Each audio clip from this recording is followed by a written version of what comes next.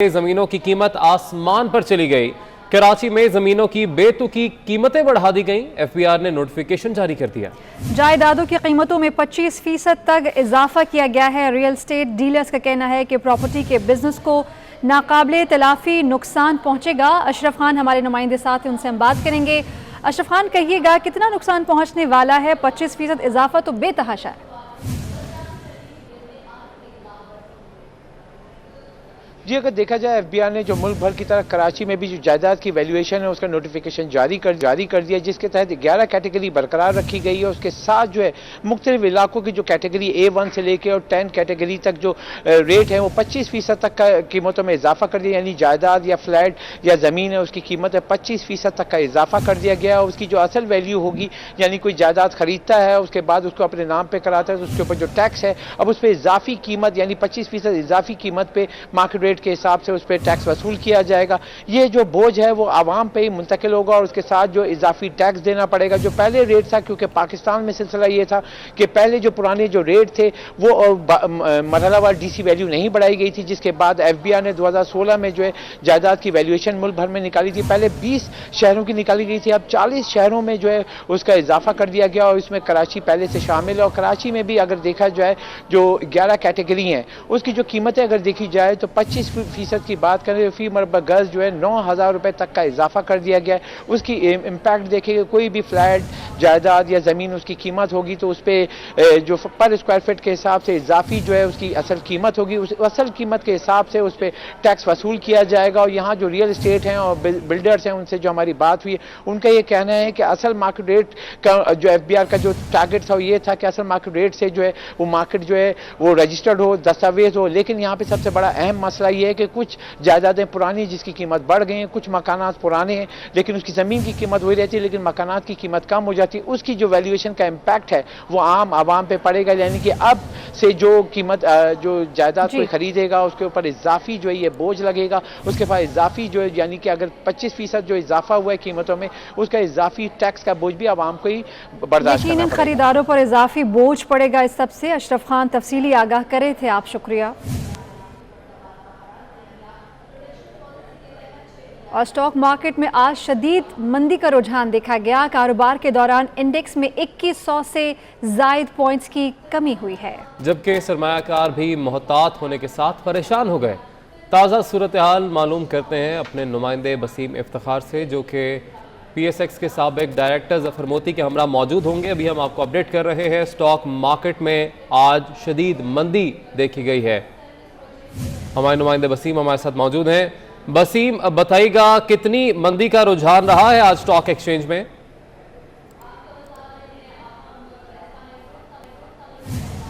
جی بالکل، پہلے تو میں آپ کو تازہ ترین صورتحال سے آگاہ کر دوں کہ 100 انڈیکس اب ہم دیکھ رہے ہیں کہ مزید جو ہے جو ہم نے دیکھا تھا کہ 2000 سے زائد پوائنٹس کی کمی دیکھی گئی تھی، اب جو ہے وہ 100 انڈیکس تقریباً اس میں جو ہے تقریباً 2200 سے زائد پوائنٹس کی کمی جو ہو گئی ہے اور اس وقت 100 انڈیکس جو ہے وہ 43,130 پر جو ہے وہ ٹریڈ کر رہا ہے۔ یہ جو اسکرین ہے یہ اس وقت جو ہے ٹریڈرز کے لیے، سرمایہ کاروں کے لیے دہشت اور بنی ہوئی ہے، کیونکہ اس وقت ہم دیکھ رہے ہیں کہ مزید صبح سے جو ہے وہ اسٹاک ایکسچینج کے اندر جو مندی کے بادل چھائے ہوئے ہیں، جو سرمایہ کار ہیں وہ پریشان ہیں، ٹریڈرز پریشان ہیں، جو اس صورتحال کی وجہ سے اور جو ملک کی معاشی صورتحال ہے اس کی وجہ سے جو ہے جو سرمایہ کار ہیں وہ اپنے شیئرز بیچ رہے ہیں، کیونکہ اسٹیٹ بینک کی جانب سے جو ٹی بلز کی مد میں جو آکشن کیا گیا ہے، کٹ آف فیلڈ کی جو صورتحال سامنے آئی ہے اس سے جو ہے وہ سرمایہ کاروں کو اور بھی پریشان کر دیا، کیونکہ یہ صورتحال اب اس بات کا اندیہ دے رہی ہے کہ 14 دسمبر کو جو اسٹیٹ بینک کی جانب سے مانیٹری پالیسی کا اعلان کیا جائے گا تو اس مانیٹری پالیسی میں شرح سود جو ہے وہ تقریباً 2% جانے کا امکان ہے، یعنی کہ 2% ڈبل ڈیجٹ میں مزید آنے کا امکان ہے۔ تو یہ صورتحال کی وجہ سے ابھی بھی ہم دیکھ رہے ہیں کہ اس وقت ابھی بھی اس کے اثرات جو ہیں وہ پاکستان اسٹاک ایکسچینج میں نظر آ رہے ہیں۔ اس تمام صورتحال پر شرح سود بھی بڑھ سکتی ہے، ایسے امکانات ظاہر کیے بسیم افتخار آپ آگاہ کرے تھے، شکریہ۔ اور روپے کی بے قدری کا سلسلہ نہ تھم سکا، انٹر بینک میں کاروبار کے دوران ڈالر 92 پیسے مہنگا ہو گیا ہے، روپے کے مقابلے میں ڈالر 176 روپے 40 پیسے کا ہو گیا ہے۔ آپ کو بتا رہے ہیں کہ روپے کی بے قدری کا سلسلہ تھمنے کا نام نہیں لے رہا ہے اور انٹر بینک میں کاروبار کے دوران ڈالر 92 پیسے مہنگا ہو گیا ہے۔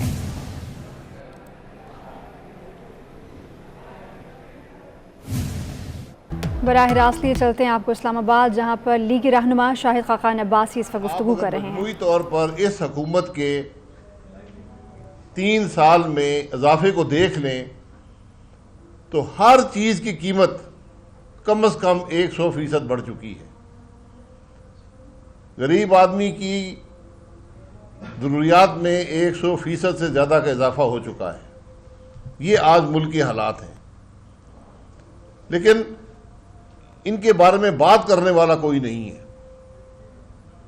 मैं हैरान हूं कि इस मुल्क का वज़ीर आज़म, इस मुल्क का वज़ीर ख़जाना, स्टेट बैंक गवर्नर, जब वो अपनी नाकामी का एतराफ़ करने के बजाय ये कहें कि दुनिया में महंगाई हो रही है तो पाकिस्तान में महंगाई क्यों ना हो, तो मैं ये कहना चाहता हूँ कि ये मंतक पाकिस्तान के अवाम को काबिल कबूल नहीं है। आपके पड़ोस में एक मुल्क है, वहाँ महंगाई हमसे आधी से भी कम है। पाकिस्तान में महंगाई उस मुल्क से दुगनी है। इमरान खान ने एक कामयाबी हासिल की है पाकिस्तान के अवाम की कीमत पर। आज दुनिया के 200 ममालिक से ज़्यादा में पाकिस्तान तीसरे नंबर पर है। महंगाई में 200 ममालिक दुनिया में हैं, उसमें पाकिस्तान में महंगाई जो है आज तीसरे नंबर पर सबसे ज़्यादा है। अर्जेंटीना पहले नंबर पर है, तुर्की दूसरे नंबर पर है और पाकिस्तान तीसरे नंबर पर है। इस हमारे इलाके में कोई मुल्क भी पाकिस्तान के करीब भी नहीं पहुंचता, और जिस तरह इमरान खान जा रहा है, आप ये तवक्को कर सकते हैं कि पाकिस्तान जल्द ही पहले नंबर पर होगा। ये इस हुकूमत की पहली कामयाबी होगी कि पाकिस्तान किसी मामले में तो पहले नंबर पर हुआ कि यहाँ गरीब को तबाह कर दिया गया, महंगाई को बदतरीन सतह पर ले जाया गया, और आज कोई हुकूमती आदमी, कोई वज़ीर, कोई वज़ीर आज़म, किसी इदारे का सरबराह अवाम के सामने आने को तो ये तैयार नहीं है, ये बताने को तैयार नहीं है कि मुल्क में महंगाई क्यों हुई है। कल शाम तक इस मुल्क में 18 स्पोक्स पर्सन इस हुकूमत ने रखे हुए थे, शायद उससे भी ज़्यादा हो। कल शाम तक 18 थे। हर किस्म का आदमी, हर नौइयत का आदमी जिसको पाकिस्तान के अवाम नहीं जानते, वो इस हुकूमत का स्पोक्स पर्सन है। हुकूमत से पैसे लेते हैं, मकसद सिर्फ ये है कि अपोजिशन को गाली निकालो और झूठ बोलो, लेकिन पाकिस्तान के अवाम के मसाइल झूठ से हल नहीं होंगे। पाकिस्तान के मसाइल इस मुल्क के लिए कोशिश करके, अवाम की तकलीफ को समझ कर, मुश्किल फैसले करके आपने हल करने हैं। यहाँ गाली गलौज से अब काम नहीं चलेगा, इल्ज़ामात लगाने से काम नहीं चलेगा। आज ज़रूरत इस बात की है कि हुकूमत अवाम के सामने आकर इतराफ़ करे कि हम नाकाम हो गए। आज सिर्फ एक रास्ता है, लेकिन वो रास्ता है मुल्क में फौरी और शफाफ इंतखाबात का। कोई और रास्ता नहीं है हालात को दुरुस्त करने का। लेकिन फौरी और शफाफ इंतखाबात उस मुल्क में होते हैं जहाँ हुकूमत जो होती है वो अवाम के वोट से आई हो, जो लोग सिलेक्टेड हों, इलेक्शन चोरी करके लाए गए हों, वो अवाम की परवाह नहीं करते, उनकी नज़रें कहीं और होती हैं। वरना जो हालात मैंने अभी आपके सामने रखे हैं, आप घी देख लें, एक साल में 58% इजाफा हुआ है घी की कीमत में। गोश्त देख लें, 20% इजाफा हो गया। आटे में 19% इजाफा, चीनी में 20% से ज़्यादा इजाफा, मसूर की दाल में 28% इजाफा, چنے میں 22% اضافہ. یہ اضافے صرف پاکستان میں ہیں، ہندوستان میں کیوں نہیں ہے؟ یہ افغانستان میں بھی کیوں نہیں ہے؟ یہ بنگلہ دیش میں نہیں ہے، یہ نیپال میں نہیں ہے، یہ بھوٹان میں نہیں ہے. اس لیے کہ جہاں پر ملک میں حکومت عوام کی پرواہ نہ کرے وہاں یہی ہوتا ہے. اب بات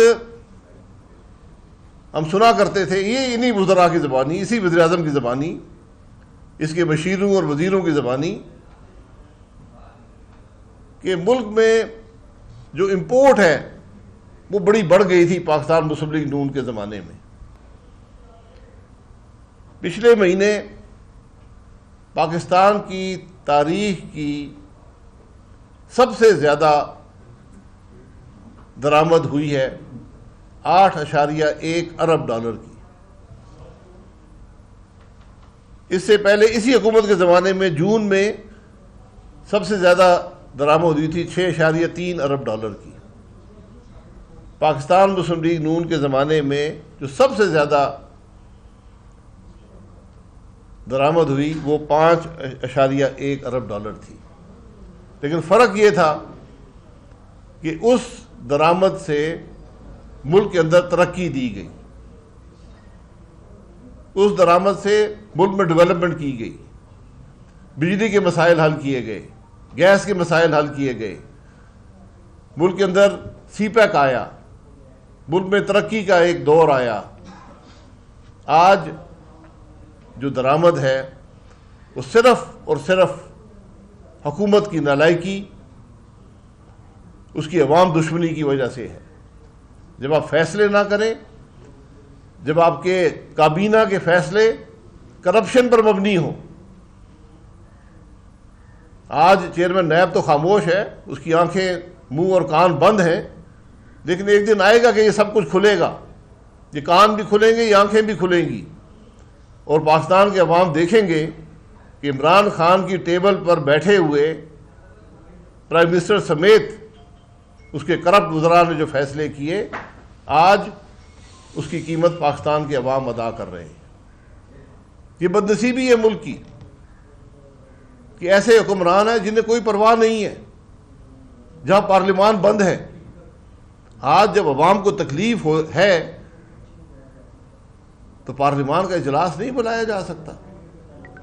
وہاں پر اگر وزیر اعظم بات نہیں کر سکتا کہ میں شرمندہ ہوں، میری غلطیوں سے آج عوام تکلیف میں ہے، وہاں کے اسپیکر کو نظر نہیں آتا کہ ملک کے مسائل کی بات بھی پارلیمان میں ہوتی ہے. کیا کسی کو پرواہ ہے کہ اس ملک کے لوگ کس مشکل میں ہیں، ہمارا ملک کس مشکل میں ہے؟ آج بات کی جاتی ہے تو یہ نیشنل سیکیورٹی کی بریفنگ آپ کو دیں گے. کون دے گا جس آدمی کا 2 سال پہلے پاکستان سے کوئی تعلق نہیں تھا؟ ملک میں مہنگائی سے بڑی نیشنل سیکیورٹی کون سی ہے؟ جب عوام تکلیف میں ہوں گے، عوام مشکل میں ہوں گے، مہنگائی پاکستان کی تاریخ کی بدترین سطح پر ہوگی، جب حکومت دفاعی اخراجات بھی قرضے لے کر برداشت کرے گی، جب حکومت اپنی تنخواہ بھی قرضے لے کر برداشت کرے گی، تو پھر اس کے علاوہ کون سی نیشنل سیکیورٹی ہوتی ہے؟ کیا ہماری نیشنل سیکیورٹی صرف یہ ہے کہ افغانستان میں کیا ہوا یہ ہماری نیشنل سیکیورٹی ہے؟ کیا کسی کو پرواہ ہے کہ یہ 23 کروڑ عوام کی حالت کیا ہے؟ یہ نیشنل سیکیورٹی نہیں ہے. آج ملک میں اعتماد کی حالت آپ خود دیکھ لیں، اور یہ اس کرپشن اور نالائکی کی ایک نمونہ ہے کہ حکومت جب قرضہ حاصل کرتی ہے تو وہ ایک نیلامی کے ذریعے ایک آکشن کا سسٹم ہوتا ہے. یہاں پر और सिंध सरकार के 2 महकमों की 3 सरकारी गाड़ियां चोरी होने का इंकशाफ हुआ है। महकमा सर्विसेज एंड जनरल एडमिनिस्ट्रेशन की 2 और महकमा समाजी बहबूद की भी 1 गाड़ी चोरी हो गई है। सिंध हुकूमत ने मामले की तहकीकात के लिए 4 रुकनी कमेटी बना दी है। आज़ाद नेहरू बताइएगा इस हवाले से। सिंध सरकार के 2 महकमों की 3 सरकारी गाड़ियां चोरी होने का इंकशाफ हुआ है। महकमा सर्विसेज एंड जनरल एडमिनिस्ट्रेशन की 2 जबकि महकमा समाजी बहबूद की भी 1 गाड़ी चोरी होने का इंकशाफ हुआ है। सिंध हुकूमत ने इस मामले की तहकीकात के लिए 4 रुकनी कमेटी तश्कील दे दी है। आपको बताएं कि कमेटी का सरबराह डायरेक्टर जनरल प्रोटोकॉल को मुकर्रर कर दिया गया है। कमेटी 15 रोज़ में अपनी रिपोर्ट पेश करेगी। इस हवाले से नोटिफिकेशन भी जारी कर दिया गया है। सिंध हुकूमत की 3 गाड़ियां चोरी होने का ये इंकशाफ, महकमा सर्विसेज एंड जनरल एडमिनिस्ट्रेशन की 2 जबकि समाजी बहबूद की 1 गाड़ी चोरी हुई है।